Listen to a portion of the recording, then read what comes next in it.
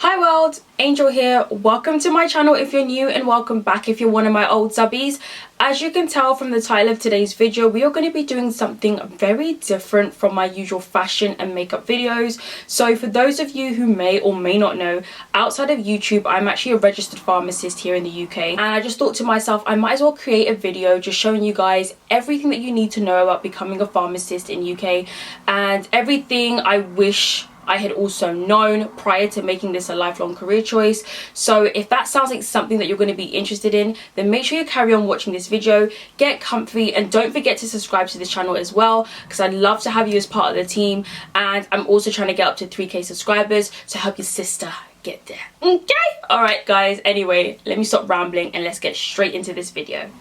Right, so you want to be a pharmacist, so I guess the best place for us to start off with is really discussing what a pharmacist is, because there are so many misconceptions around what it is that we are and what it is that we actually do. So pharmacists are healthcare professionals who specialize in all things medicine, particularly how to use these medicines safely and effectively to manage every single medical condition there is under the sun, so that we can get the results that our patients are really want and are looking for. And because our knowledge is so useful, you tend to find us working across numerous different settings of the healthcare field, such as your community pharmacies, in a hospital, GP, or even in the pharmaceutical industry where I actually reside. And so I guess you could say our knowledge is key in providing quality care to patients, and a lot of work really goes into being able to master this craft and be able to provide a quality healthcare service. And in terms of what we do, this can vary substantially depending on what sector that you actually work in. So as I mentioned earlier, pharmacists can work in the community pharmacies, which are also known as like your retail pharmacies. Pharmacists are also in the hospital. We're also in GPs, in the military, in academia, so in universities, and also where I sit in the pharmaceutical industry. So your role as a pharmacist is going to vary depending on what sector you're in. But because community pharmacy and hospitals are the most common routes for pharmacists to kind of progress into, I've written down like a quick list, kind of summarizing, what we do in those areas. So let me get my phone. Okay. So it says some of the things that pharmacists would do in these areas is, advise other healthcare professionals, including doctors and nurses, on how to choose appropriate medicines for their patients and to recommend changes to their prescription to optimize their care. We also will ensure that any new medicines that are given to the patient are safe and effective, and they don't interact with any other ones that, the patient is already taking. We also make sure that patients know how to use their medicines properly and provide them with information to help them get the maximum benefit out of their medication. We also respond to patients' symptoms and advise on the most effective treatment at the cells in pharmacies. And we provide a number of services to patients, particularly this is more relevant to the community pharmacies. So for instance, the morning after pill, smoking cessation, blood pressure clinics, and cholesterol management as well. So there's a lot of things that we do. None of these are actually relevant to me because I work in the pharmaceutical industry, so it's completely different. So I hope that's a bit clearer as to what a pharmacist is and what we actually do. And so now moving on to the nitty-gritty, how to become a pharmacist in the UK. To call yourself a pharmacist, the first thing you need to do is actually be registered with the General Pharmaceutical Council, also known as the GPHC. And in order to do that, there are numerous steps that you need to go through, which pretty much span over a 5-year period. Now, the first thing you need to do is, first of all, study and complete an accredited Masters in Pharmacy degree, also known as an MPharm. Now, lots of universities in the UK offer this program.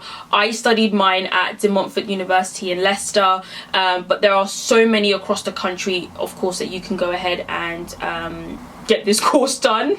And the course itself is full-time and it lasts 4 years. And usually to get into a Masters in Pharmacy degree, you will need to have some A-levels. So they usually say you need to have about 3 A-levels, one of which has to be chemistry, and another one has to be either biology or maths, physics, etc. And all of your A levels need to be ranging from grades A to B. You also will need a GCSE, at least 5 between grades A to C, or with the new point system, point 4 and above. And this has to include maths and English language, and of course the science. Alternatively, if you didn't do so great on your A levels and you didn't get those grades, you can also enter through a foundation year in pharmacy. So some universities also offer like a foundation year, and should you pass that, you can then be transferred onto the M-Pharm course. Or if you don't have any A levels, I think some universities also accept like a BTEC or a HND, but I think you also have to have an A level chemistry with that as well. And of course you need to have the right grade also to get into it. So just check which university that it is you want to go to. They will have different entry requirements and different grades, but a lot of them, just know if you're doing A levels A to B, you need to have A levels ranging from A to B to be able to get into the program. Otherwise you'll probably end up doing a foundation year. And the minimum grade you want to achieve in your M-Pharm degree is a 2-2. Absolute minimum. Don't get yourself a 3rd class. Okay, now after university, you're gonna go ahead and do what is called a pre-registration year. So in essence, this is where you work in practice as like a trainee pharmacist under the direct supervision of a pharmacist, and you will essentially be learning how to apply everything that you've learned throughout university into practice and actually solving real life problems. And to be honest with you, that pre-reg year is so important, I think, because really and truly, when you come out of university, you're like a walking textbook essentially. Like, you don't fully know how to apply all of these concepts. You don't fully know how to really solve problems with it and actually, you know, be everything that a pharmacist needs to be. So that training year essentially is gonna, you know, give you that understanding of how to solve these problems, how to actually make good recommendations to patients depending on what, you know, symptoms they're presenting with. It's a great year anyway. You have to do it anyway, but I really do see like it's actually necessary. Now, once you've completed your pre-registration year, you're going to sit your pre-registration exam, and the exam is essentially split up into 2 parts. So paper 1, calculations, 40 questions. You get 2 hours to do it, and you have to use the most budget of budget calculators ever. You can't use the scientific calculators that you would have used in like your maths A levels or even in your GCSEs. It makes the calculations a lot more time consuming because it doesn't take things like bid mass into account. So you literally have to enter in your numbers step by step, find out what the answer is. Once you find out the answer, then add another line. It's long-winded. The part 2 of the exam is the clinical paper. There's 120 questions in there, and I believe you get 2.5 hours to complete it. And that one, you have 120 multiple choice questions to answer. No calculator is allowed in that paper, and there actually tends to be some calculations within the second paper as well. But like I said, it is multiple choice, but don't get it twisted. Don't get it twisted. That paper is still hard because they do this thing where, like, with the multiple choice, they ask you to pick like the single best answer. So technically all of the answers are actually true, but there's only one in there that is like relevant to that particular scenario. And in terms of the pass marks for both papers, on average it's about 70% for both papers. Sometimes it can be a little bit lower, sometimes even a little bit higher. So 70% is what you really and truly should be aiming for as a minimum in each paper. And with the exam, in order to pass the exam, you need to pass both papers. So if you pass the maths and failed the clinical, is all over. You have to sit the whole entire exam again, in clinical and maths included. So yeah, once you pass the exam, then you can now fill in the application form to register as a pharmacist within the UK. However, there's also a couple other ways of being able to do it. So for instance, if you've qualified as a pharmacist outside of the UK, so let's say in Europe, or maybe outside of Europe, there are also some procedures that you guys will have to go through as well in order to like transfer your qualifications over here. I'm not going to go into detail because that's not something that I actually know. However, I will link down in the description box the link that pretty much explains step by step what, you know, people that fit into that category would need to do in order to transfer the qualifications over here, because it's not something that I'm very familiar with. So now, in terms of things that I wish I had known prior to becoming a pharmacist, whoo, shout, to be honest with you, all of these things, if I had known them, I don't even think I would have actually become I don't think I would have chosen this course, let me not lie. I'm still happy that I went through it. A part of me is slightly happy that I didn't know and still kind of went through with it. But I still think for the rest of you guys who are planning on making this a career path for yourself, it's good to be informed as to what you're actually getting yourself into, you know, what are the good, what is the bad side. Like, just have a good idea of as to everything so that you can really make an informed decision as to, you know, whether this is the right career move for yourself. One of the things that I wish I had known was that in the UK anyway, I can't speak for other countries, there is an oversaturation of pharmacists here. Now, because of that, it's also made the pay kind of get watered down a little bit. So, you know, if someone's not obviously willing to work for, I don't know, let's say 30,000 to do the job, somebody else is. So that's just the only downside with there being so many of us. However though, even though there's quite a few of us, I still can't say that it's difficult getting a job. It's not got to that place yet where there's more pharmacists than there are jobs. Now, another thing that I didn't know about is that we can actually get sued. So we can get sued by, you know, patients, for example, if we are to make a mistake that causes, of course, a tragic event to happen to that patient. Of course, rightfully so, you know, if somebody died, you should get sued because of course you killed them, innit? But at the same time, it's so easy to make these type of mistakes. I guess because in essence, like, this, of course, you work in a healthcare field, and already these patients are, you know, already quite sick or, you know, have medical conditions. That's why they're on this medication. So, you know, any slight errors or changes, you know, can really cause a negative impact in the patient.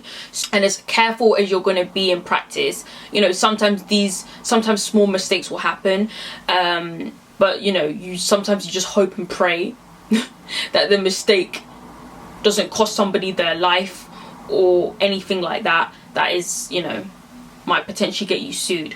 When I became a pharmacist, I did a little bit of work in the community sector. Even I made a mistake as well in that short time. So imagine pharmacists that have worked for like 20, 30 plus years. Every pharmacist has a story of making at least one mistake.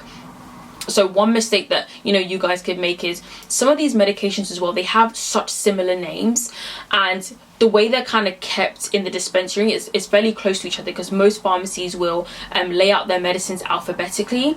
So for instance, amlodipine and amitriptyline, because they start with AM, alphabetically they'll be close to each other. So let's say your prescription says you need to give this patient amlodipine 5 milligrams, but by mistake you pick up the one next to it, which is amitriptyline 5 milligrams. Now those drugs are two completely different things, and so as a pharmacist you need to always be super careful, on the ball at all times. But like I said, even that, no one is a robot, we're not a machine, you know. Even flipping computers make mistakes or don't pick up everything, let alone us. So that is just one thing that sometimes it can be quite scary about being a pharmacist. You also have to get what is called indemnity insurance, which is there to essentially protect you should you get sued. Your indemnity insurance could cover you for up to like 5 or 10 million pounds as well. How tragic the event was. Imagine if someone died and they're like, I'm suing you for like 5 million pounds. Do you have 5 million? Where do I even have £5 in my account to give you? Like, so you need to get indemnity insurance as well, which is something that obviously you guys will be paying. You'll be paying monthly or yearly, and yeah, that ain't always cheap as well. So yeah. Another thing that I didn't know about is the fact that we also have to pay fees every year to stay on the register. So once you've qualified and your name's on the register, every year you have to pay a fee to keep your name on there, and the fee is not cheap. darling, the fee is not cheap. It's not even like £50 for the year. Like, I had to pay, I think mine was £247 for the year. Either that or £257 for the year. Every year, £257. So I'm still have to pay my indemnity insurance for the year, which is, you know, how many £100 that is. I still now have to pay to keep my name on the register, £257. Just money just be flying out sometimes when you qualify as a pharmacist. Like, they just think you're making shitloads of money. They just want to be poaching, taking all your coins. Why? Then another thing that I didn't know about before coming into this course is that once you qualify, to keep your name on the register, aside from paying those fees, you will also need to do what is called a continuing professional development, or CPD. Those are records that you submit to the General Pharmaceutical Council. So these are like the big guys that regulate pharmacists, pharmacy technicians, and also pharmacies. So it's essentially a process to record what you've done to keep your knowledge up to date and skills, up to date, and also reflect on your year in practice and what you can do to better yourself. I believe you need to fill out 6 records every year, and of course these have to be like a couple hundred words long, so maybe, you know, 200 words plus or something like that. But yes, you do have to kind of write up what it is that you're doing to keep your knowledge up to date, and submit it to the GPHC, and they will kind of review it, and if they're happy with your entry or whatever, fine. If not, they can also ask you to resubmit it if they're not happy with, you know, what it is that you recorded down, if they don't. Another thing that I didn't know of, which is so important for you guys to know, is for the pre-registration exam, guys, you only get 3 attempts to do it before you're out of there. 3 attempts to do it before you're out of there. So if you don't pass within 3 attempts, you can't resit it again. You can't register as a pharmacist ever again. Ever again. Do you know how harsh that is? After someone spent 4 years in university, you come out, you sit the exam, and you don't pass it on the 3rd attempt. And I've heard of some people that didn't pass it on the 3rd attempt and just be carrying your degree and be going and do something else. Like, you can't be a pharmacist. It's so harsh. And like I said, the exam is not an easy exam. The pass mark is quite high. It's like at 70%. And bearing in mind, when people come out of university, not all of them got 70% in their degree, which is like a first class. Some people got a 2-2, 2-1. So imagine having to sit an exam and everybody has to get an average of 70% in it, when meanwhile in your master's degree, not everybody got 70%. So it's quite difficult. And like I said, you only get 3 attempts to do it. But having said that, don't be defeated. Like, I did it, you guys can do it. The only thing is, you just have to make sure that you revise properly for that exam. And if you guys want as well, I could share with you guys revision tips, what I did to pass the exam, because like I said, I passed it first time round with some really great results. So I can also share a video with you guys. If you want, just leave a comment down below, and if enough of you guys, you know, are commenting down below for this video, I can actually release one about what I did to revise for my pre-reg exam and pass it in the first go. So yeah, anyway, another thing as well is, in community pharmacy anyway, I've seen that a lot of us pharmacists don't get a lunch break,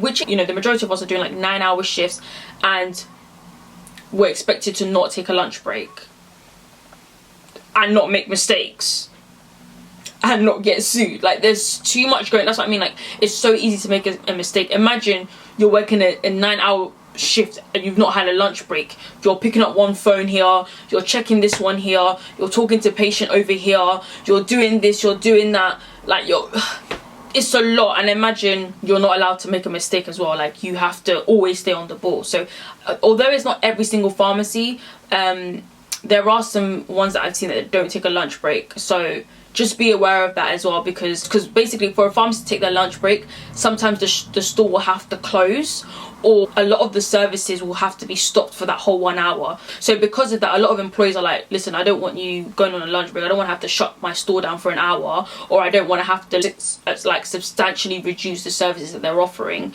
because they're scared they're going to lose some of their customers, I guess. So, you know, we have to work in these conditions, which isn't great, just say. But then again, like I said, guys, there's always ways around this. Whenever you are applying for jobs, ask about this from the employer. You know, be like, are pharmacists allowed to take an hour lunch break? Are we allowed to either close down the store, or, you know, significantly reduce the service that we're offering during that time while I'm in my lunch? Like, you know, can I go on lunch for an hour, and, you know, what can I do? So just make sure you ask. Also, if you're working in a community pharmacy as well, expect to be standing up for the whole shift. You're not sitting down. There's no chairs. There's no chairs. There's no chairs. If there's a chair, you're lucky. You're lucky to find a chair for you to sit on. If in a community pharmacy, you're actually lucky. But in 80% of the cases, or 70% of cases, there is no chair. You have to stand up for your 9-hour shift. Of course, the only time you can sit down is that 1 hour lunch break that you get, if you get a lunch break in that store. So that's what I'm saying. The conditions anyway sometimes that we work in is pretty hectic, and bearing in mind you can't make any mistakes like that, or you're expected to pretty much make little to no mistakes. Yeah, so those are some of the things that I wish I had known prior. But like I said, guys, although I say this, guys, I don't want to discourage any of you from, you know, going into this career path. If this is something that you really want to do and you're passionate about, I would say if you're really passionate about doing this, then go ahead and do it. You know, don't forget about don't forget about these things. Bear these things in mind. But, you know, there are still ways that you can, like I said, maneuver through these. For instance, like I said, with the whole fear of being sued, don't worry, just get yourself indemnity insurance. And to be honest with you, even though mistakes do happen, not a lot of us get sued, to be honest with you, unless it was really bad. So many mistakes have happened, and so, you know, sometimes it doesn't always pursue to legal action. You know, sometimes it's just a warning, like, you know, make sure this doesn't happen again, and make sure you're really careful and write out how you're gonna make sure this doesn't happen again, type of thing. But, you know, being sued isn't something that happens all the time. It's not that common. And sometimes, even when it does go to court as well, sometimes a lot of us are still able to kind of win these cases. Don't worry too much about the whole being sued. Just make sure you have that indemnity insurance to cover you. And like I said, even with the standing up, there's not much you can do. If you can bring a chair, bring the chair. If you can bring the chair to the pharmacy, bring your own chair. Let me not lie. Bring your own chair. It's not that deep. Bring a little stool and just put it there. Who's going to tell you off? And then another thing is, when you're a pharmacist, you're basically the manager for the day. So who's going to tell me I can't sit down? Who? Go on, tell. Who's going to tell me I can't sit down? If I feel like my knees is jerking, brother, I'm going to find a chair to sit down, and I'm going to sit down. So, yeah. So, thank you guys so much for watching and sticking with me. I hope you guys have got some really great insight from this video as to what your journey to becoming a pharmacist in the UK is going to look like, and also just a couple of things that you guys need to consider as well before making this your lifelong career choice. So I hope this has been super useful to you guys. If it has been, then make sure you drop me down a comment below. But until then, guys, take care of yourselves, and I will see you all in my next video. Bye.